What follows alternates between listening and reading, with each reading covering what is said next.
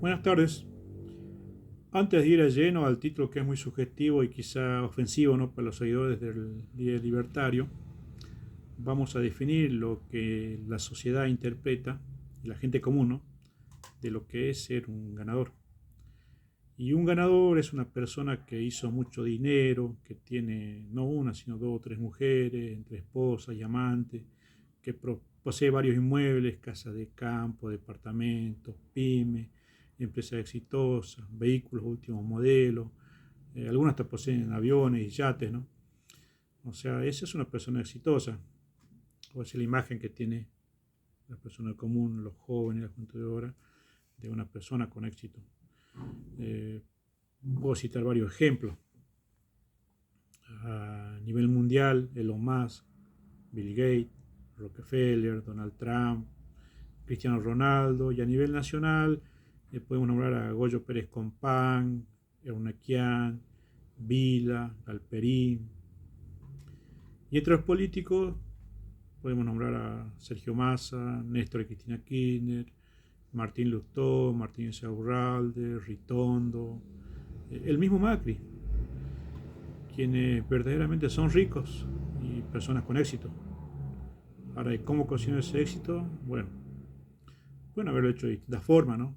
Algunos lo han conseguido de forma muy espuria, especialmente los políticos.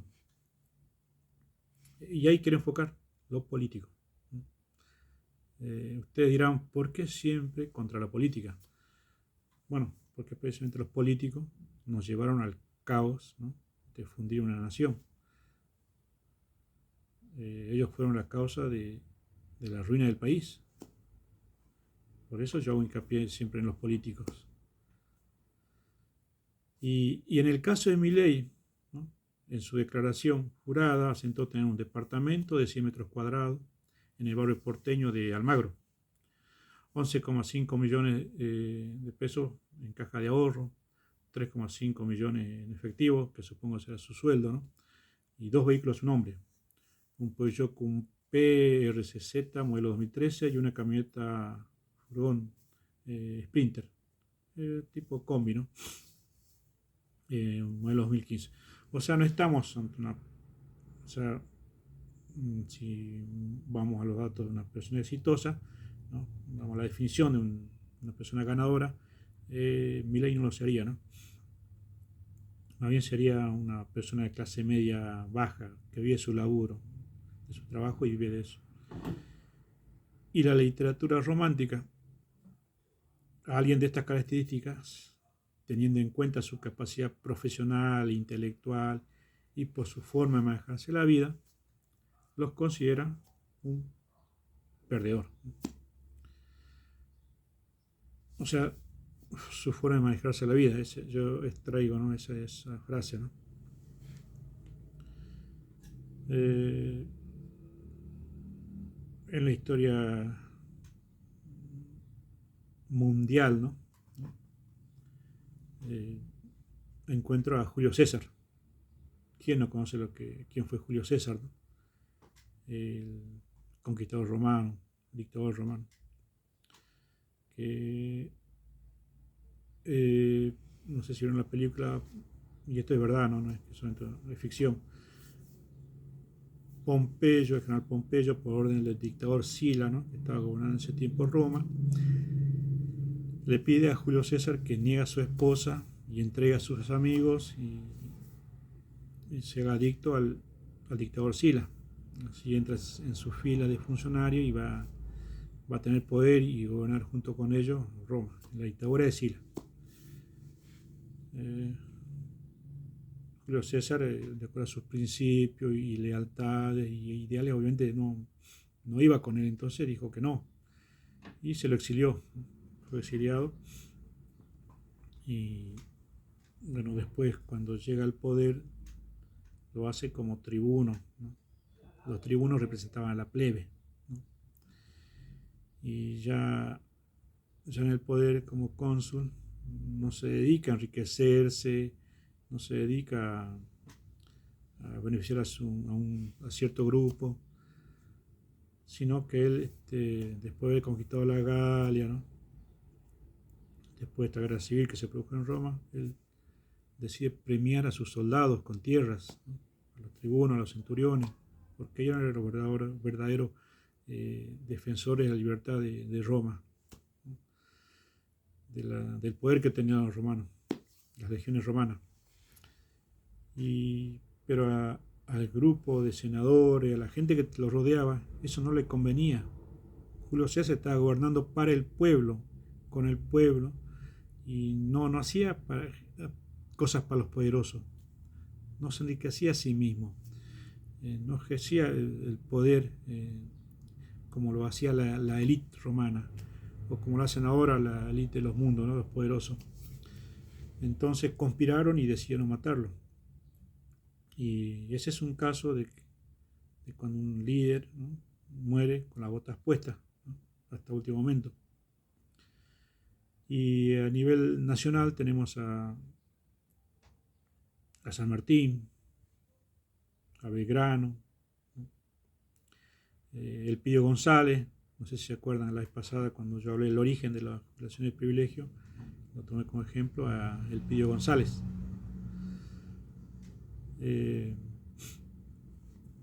Y si leen Wikipedia, ¿no?, lean la trayectoria política de Elpidio González, ¿no?, que fue mi vicepresidente, ministro de Interior, ministro de Guerra, y fue encarcelado inclusive, y falleció, ¿no? O sea, la última actividad de él fue vendedor de harinas de la empresa Colibrí, ¿no? Y también rechazó la jurisdicción del privilegio, como conté la vez pasada. Ese tipo de personas, ¿no?, la literatura romántica denomina perdedores, ¿no? ¿Y qué es un perdedor? Es una persona que basa su forma de vivir en principios, ideales, ¿no?, anteponiendo siempre la equidad, la justicia, la solidaridad y el bienestar general. Bueno, ustedes dirán, bueno, es lo que hace la gente normal y no hay que admirarse cómo se maneja esas personas. Pero en la realidad, en la jungla que es la sociedad, cuando una persona llega al poder, cuando llega al éxito, en las situaciones límites, ¿no?, tienden a salvarse ellos o a su pequeño grupo, ¿no?, a su pequeño séquito, o llenarse de dinero, o como pasa ahora en la política, ¿no?, meten a sus amigos, amantes, ¿no?, familiares. O sea, se salvan ellos primero y no piensan en el pueblo, ¿no? En cambio, esta gente como San Martín, Belgrano, Julio César o Elpidio González, primero piensa en la gente, después en ellos. Y son gente que generalmente mueren solos, ¿no? Algunos ni siquiera se casan, eran solteros al fin de su vida, ¿no? Y son gente que esta frase se ha hecho famosa en estos tiempos, ¿no?, del gobierno libertario, muere con las botas puestas. Y esta frase es acuñada por muchos líderes libertarios. Y quizás muchos lo repiten, pero sin saber quizás qué significa, ¿no? Y morir con las botas puestas significa un símbolo de dedicación, valentía y compromiso hasta el final de la vida. Y al poder este tipo de personas casi no llegan, porque la competencia o el camino para llegar a presidente, en este caso, ¿no?, de Milei, o a general, en el caso de Martín, o a jefe de una corporación, supone que en el camino has tenido que traicionar, pisar varias cabezas, haber transado con Dios, con el diablo, como quien dice. O sea, es un caso muy raro que un perdedor llegue al poder, porque ya en el poder uno se corrompe, se hace más rico y tiene que hacer la vista gorda a varias situaciones para no verse perjudicado y seguir manteniéndose en el poder. O alguien me puede decir que los presidentes de los países más poderosos del mundo no han realizado cosas atroces y dieron lugar a zonas liberadas para delitos como el narcotráfico y apropiación de tierras o acciones de genocidio. ¿Quién no puede recordar las bombas atómicas lanzadas en Hiroshima y Nagasaki, el genocidio de los armenios practicado por los turcos, de la exterminación de los nativos norteamericanos que todos conocemos como indios? Y así podemos nombrar cantidad de hechos aberrantes practicados por dirigentes exitosos. El escritor chileno Axel Kaiser, yo fui a una de sus charlas, ¿no? Una fundación que tiene el Grupo Libertario.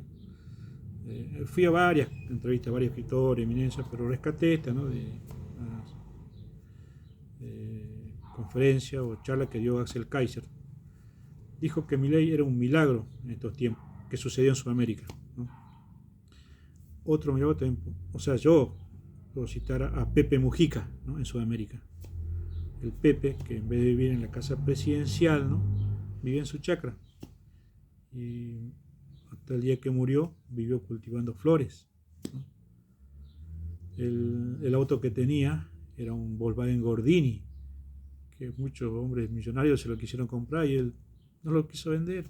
O sea, son acciones, son gente realmente digna de admirar, ejemplos de vida. Y fueron políticos, o sea, Milei ahora se introdujo en la política. Pepe Mujica era un líder de la izquierda, un político de la izquierda. Si bien Milei no es político, ¿no? Se metió en el mundo de la política y está realmente produciendo verdaderos cambios. Pero Axel Kaiser dijo en realidad que es un milagro, pero en el sentido de la economía, ¿no? No se animó a decir lo que yo estoy afirmando, o tal vez no hacía falta decir el cambio que significa tener este tipo de personajes, ¿no? Que la literatura denomina perdedores, que llegan a presidente. Y vaya que está produciendo cambios, ¿no? Por ejemplo, en la justicia, ¿no? Porque en la economía ya sabemos los cambios, están los datos objetivos, los datos reales, bajo la inflación, el riesgo país, bajo la pobreza, ¿no? Bajo el déficit fiscal, hay superávit fiscal, o sea, la economía es innegable por los datos que ha producido grandes cambios. Y en la justicia también se están produciendo varios cambios que uno en tiempos políticos no lo podía ni pensar, ¿no? Por ejemplo, cuando un expresidente, ¿no? O un exfuncionario se le decomisaron los bienes o se le condenó por enriquecimiento ilícito o defraudación al Estado o por peculado o malversación de caudales, o sea, todos esos delitos, ¿no? Que cometen los políticos, ¿no? Los dirigentes, pero nunca se los condena.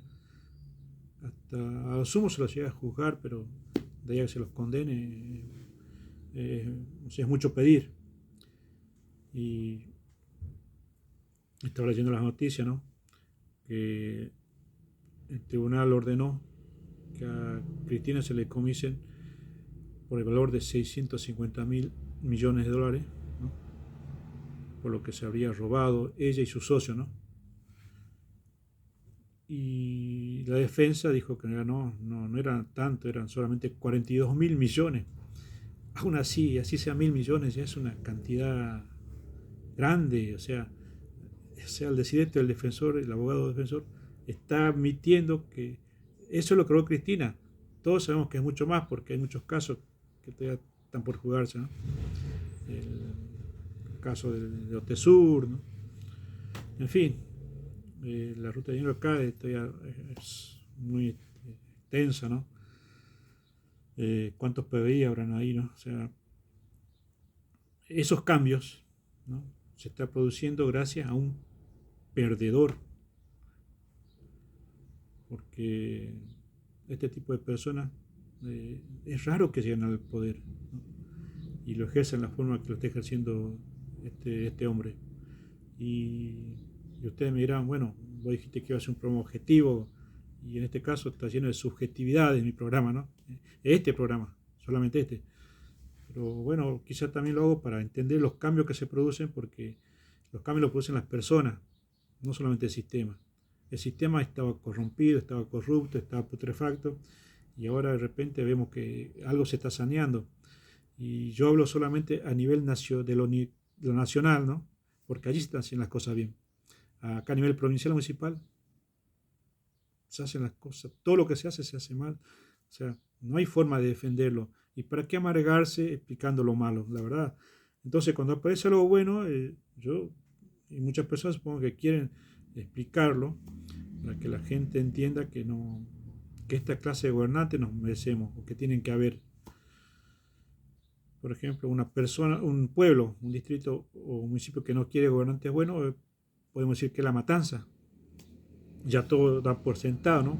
Que en La Matanza va a ganar el populismo, el kirchnerismo, porque es un pueblo con gente, mucha gente delincuente, marginal, ignorante, sumida en la pobreza, pero en la pobreza no solamente económica, ¿no? Sino material, sino pobreza del alma, pobreza mental. Y eso es lo que ha producido el kirchnerismo. Los ha desinformado, les ha regalado el pescado y no se va a pescar, y eso les conviene a dirigentes como estos. A gobiernos como estos les conviene tener un pueblo ignorante, un pueblo sometido, que se conforme con migajas, con dádivas, con planes, y no acceder a lo básico que es la educación, por ejemplo, ¿no? O una vivienda digna, o obtener un trabajo digno.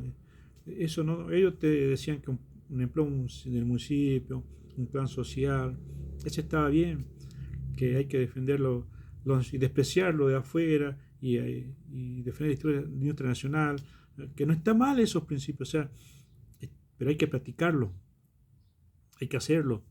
Esta gente, al defender la industria nacional, cerraba toda la frontera, la importación, o solamente podía importar unas cuantas personas, ¿no? Y decía que la industria nacional era lo que nos convenía, y claro que le conviene a un país la industria nacional, pero cuando se produce en beneficio de toda la gente, no que solamente los amigos del gobierno produzcan. Esa es la gran diferencia entre soberanía, justicia, equidad, a lo que hacía esta gente. Esta gente te mentía, te daba migaja para que te conformes y los voten. Y un distrito así, un pueblo así, un ejemplo pragmático es La Matanza. Por eso yo hice este programa, pero bueno, sí, un poco raro, ¿no? Porque siempre hablo de datos objetivos y ahora estoy diciendo que la literatura romántica define a un perdedor de esta forma y bueno, tenemos un presidente de esas características. Un milagro, como dijo Axel Kaiser, y hay que saber aprovechar esa situación, ¿no?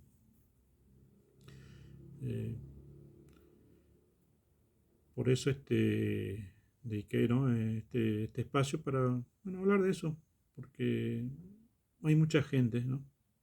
Que quiere que se hagan las cosas bien, que quiere que esta gente nos gobierne, ¿no?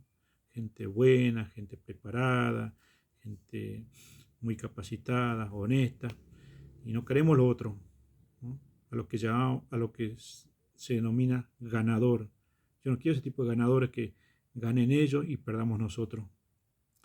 Nosotros queremos una justicia que haga cumplir las leyes, una administración pública que administre bien la cosa pública, que nuestros hijos no tengan que emigrar a otras provincias o otros países para buscar trabajo, que los chicos en la escuela realmente se educan y aprendan cosas buenas y no solamente cosas parciales o sesgadas o que se los adoctrine. Queremos un país así, digamos, pujante, que en algún momento fue un país rico económicamente y en productividad, y podemos volver a hacer esa potencia, pero no para que hacernos súper ricos, sino para vivir bien solamente, no vivir engañados. Bueno, nos vemos en otro espacio.